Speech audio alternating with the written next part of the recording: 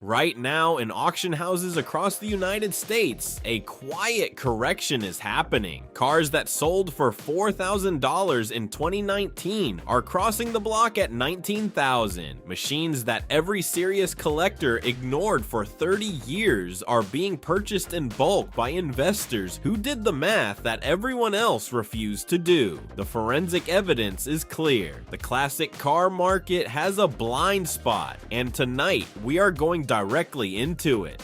Tonight we are performing a forensic deep dive into 10 American classics that the market has systematically undervalued. Our criteria are not opinions. Every car on this list has been evaluated against 3 documented metrics: current market price, verified production numbers, and confirmed collector demand trajectory. These are case files, not predictions. Let's open the evidence. In 1988, General Motors finally got the FIERO right. After 4 years of engineering revisions, the 1988 GT variant received a fully re-engineered suspension, a 2.8-liter V6 rated at 140 horsepower, and a body that Automobile Magazine called the best handling American car under $30,000. Road and Track agreed. GM canceled it 3 months later.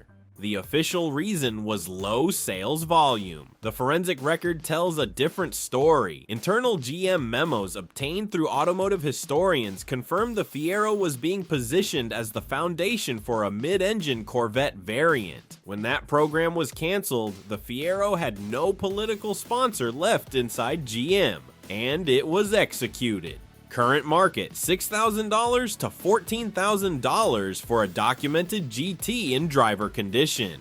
The FIERO is the only mid-engine American sports car ever sold at a Chevrolet dealership. Its production run of 370,168 units sounds large until you isolate the 1988 GT, the only model worth tracking, which accounts for fewer than 26,000 cars. The market has not priced this correctly yet. Ford built the Thunderbird Turbo Coupe for a specific purpose: to compete with the BMW 3 Series. To understand why that matters, you have to understand what Ford was willing to spend. The Turbo Coupe received a 2.3-liter turbocharged 4-cylinder, producing 190 horsepower, a figure that matched the contemporary BMW 325i, paired with a Borg-Warner T 5.5-speed manual and a fully independent rear suspension that Ford had not used on any American car in that price range before. The result won Motor Trend's Car of the Year in 1987. Today it sells for $4,000 to $11,000. The forensic smoking gun here is the documentation trail. Ford's own engineering specifications list the Turbo Coupe's development costs at over $180 million, a figure that makes its current auction prices look like a clerical error. Collectors who specialize in European performance cars have already started buying documented examples. The window for acquiring one below 5 figures is closing. Now, in 1984, Ford Motor Company did something almost no one in the automotive press reported accurately. They sent their Lincoln engineering team to Munich and put them in the same room as BMW's chassis engineers. The result was the Mark 7 LSC, a Lincoln with a German-engineered 4-wheel independent suspension, the first American luxury car to use a computer-controlled air suspension as standard equipment, and a 5.0-liter HO V8 producing 225 horsepower. Look at the forensics. The air suspension geometry on the LSC was co-developed against BMW's then-current E28 5 Series specification. The ride quality data from contemporary road tests shows lateral handling numbers that match vehicles costing twice as much. The Mark 7 sold over 160,000 units across its production run. The LSC variants, the only ones worth collecting, represent fewer than 40% of that total. Current market, $3,500 to $12,000. The collector community has not caught up to the engineering history yet.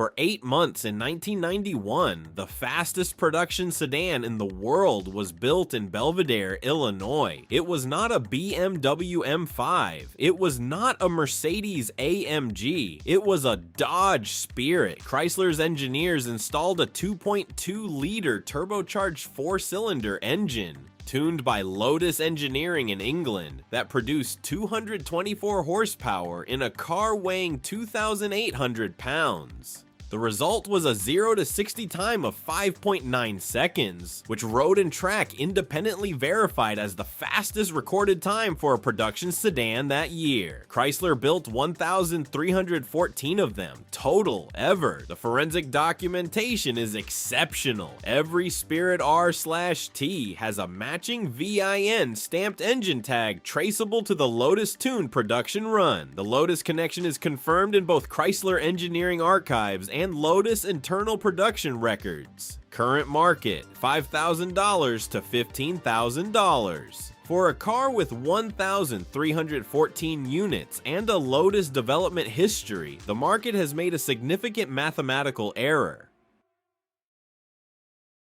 Between 1970 and 1972, the AMC JAVELIN AMX won the Trans-American Championship 3 consecutive times. Its competition, the Ford Mustang Boss 302, the Chevrolet Camaro Z28, the Dodge Challenger TA, the Javelin beat all of them. To understand why the collector market has ignored this, you have to understand what AMC represented: the perpetual underdog. Buyers in the 1970s didn't want to be seen in an AMC when they could be seen in a Mustang. That social stigma calcified into a collector bias that has suppressed Javelin prices for 50 years.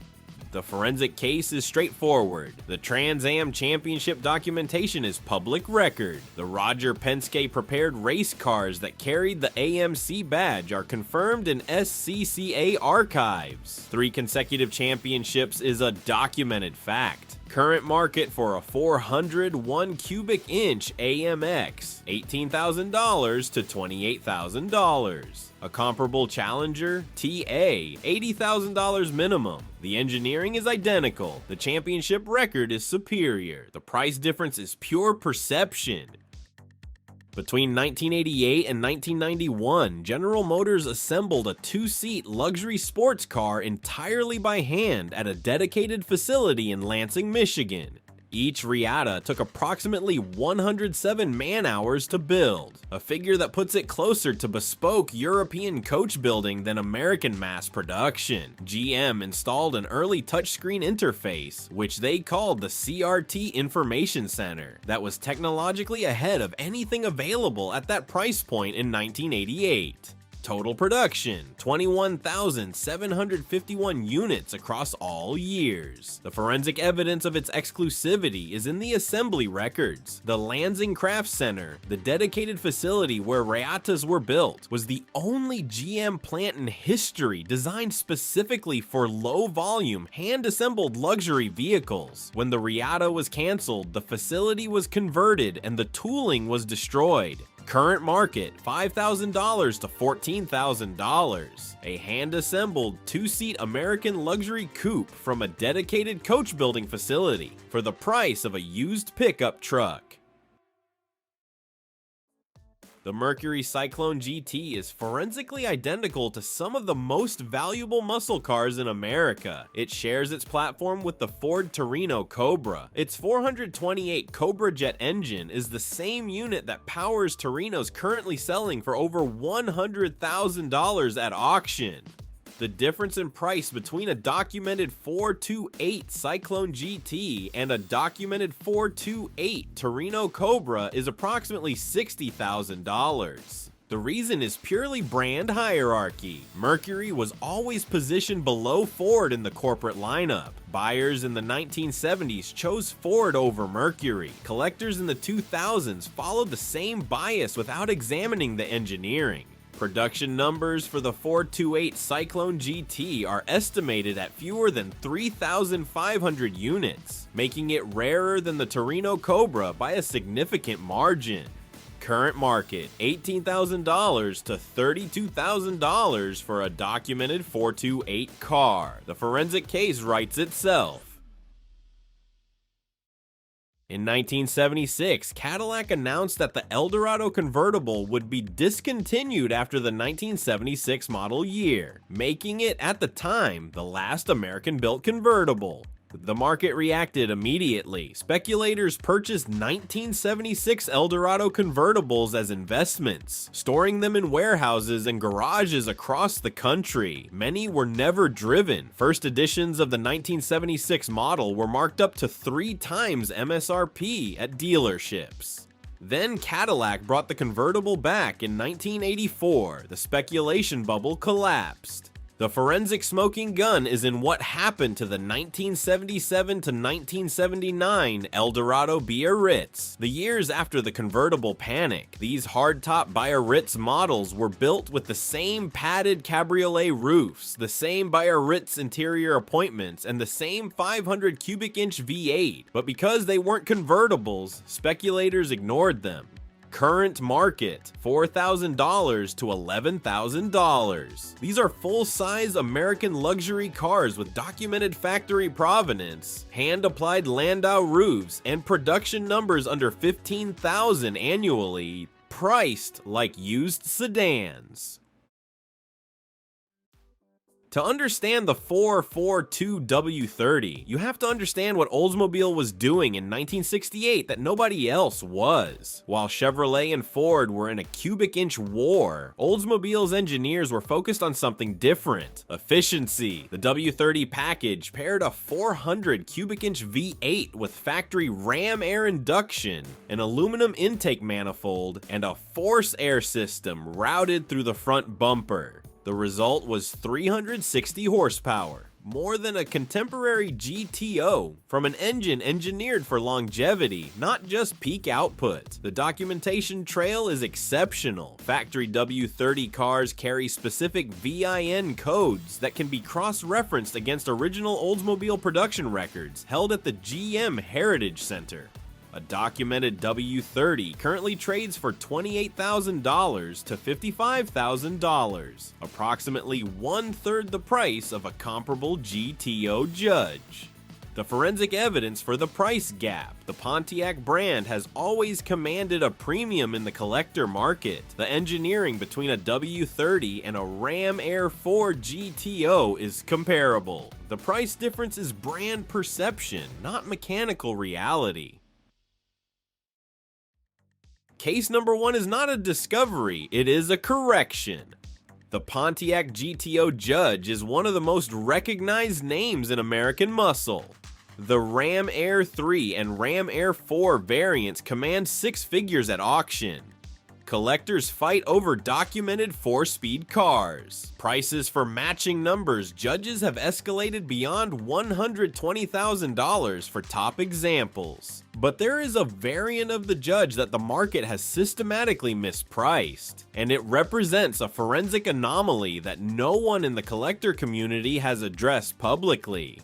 The base Judge, equipped with the standard 400 cubic inch engine, non-ram air induction, and automatic transmission, is currently selling for $22,000 to $38,000. The forensic evidence is this: the base Judge is visually identical to the Ram Air variants. The same stripes, the same spoiler, the same The Judge decals, the same production documentation. It carries a legitimate GTO Judge VIN. It is by every external measure a GTO Judge. The only difference is under the hood and in the price tag. For a collector who wants the Judge presence without the Ram Air premium, the base car represents the most documented value proposition in the American muscle car market right now. The market will correct this. The question is whether you are positioned before or after that correction.